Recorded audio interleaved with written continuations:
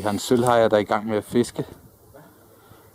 Her lige hvor solen nærmest er gået ned.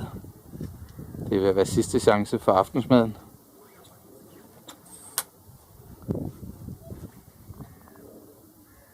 Så.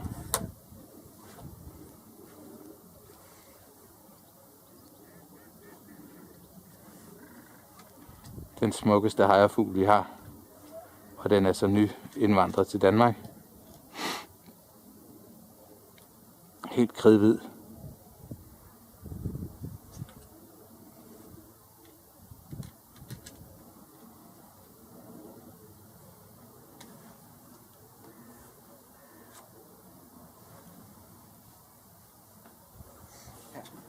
Jeg er ved at filme lige nu, så jeg får lige en lille video af den.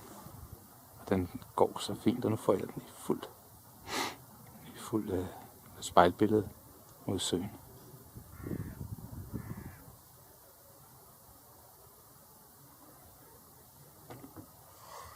Sådan. Okay.